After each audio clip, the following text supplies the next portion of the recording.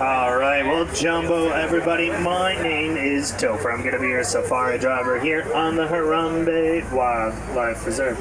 Now, before we get going on to the reserve itself, I do want to make sure that everyone knows to remain seated, keeping your hands, arms, feet, and legs inside the vehicle at all times.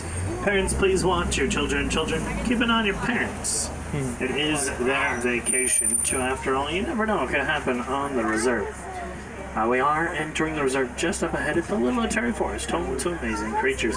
A lot of the animals in the forest blend in very well with vegetation. Keep your eyes open. If you have cameras, I recommend having them ready to go, because I cannot stop for every animal. The animals won't. The animals are not going to stop for me or you. So have your cameras ready. So here we are, officially on the reserve. Can anyone tell me what a wildlife reserve is, or what it does? Write your ticket.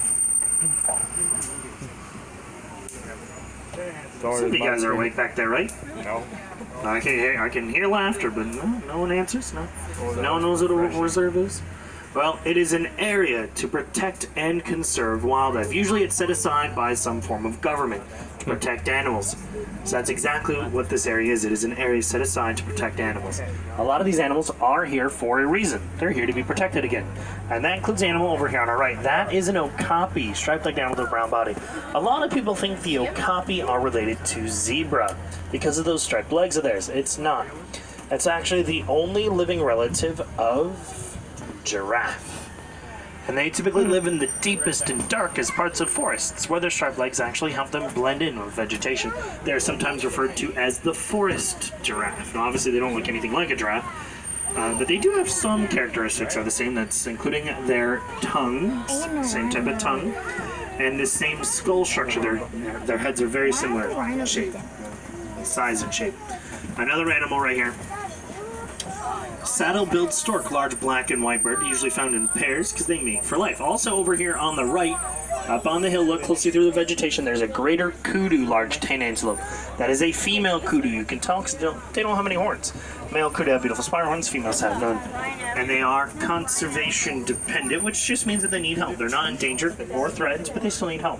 While the saddle-billed stork are actually one of the very few species here on the reserve that does not need help in any way. So they're just here to be part of the ecosystem.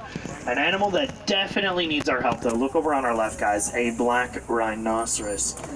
Now, black rhino are critically endangered. There's less than 5,000 of these creatures left out in the wild due to poaching for their horns.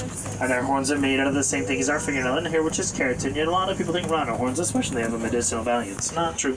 If it was, you could eat your fingernail in here, or even worse, other people's fingernail in here. You get the same diseases. Now over here on our right, up on the hill, reddish-brown antelope. They're very hard to spot, and they have, again, reddish-brown coat with a little bit of white on their coats. They are called bongos, also nicknamed ghosts of the forest because of the way they blend in with vegetation. You can see they're very hard to spot sometimes.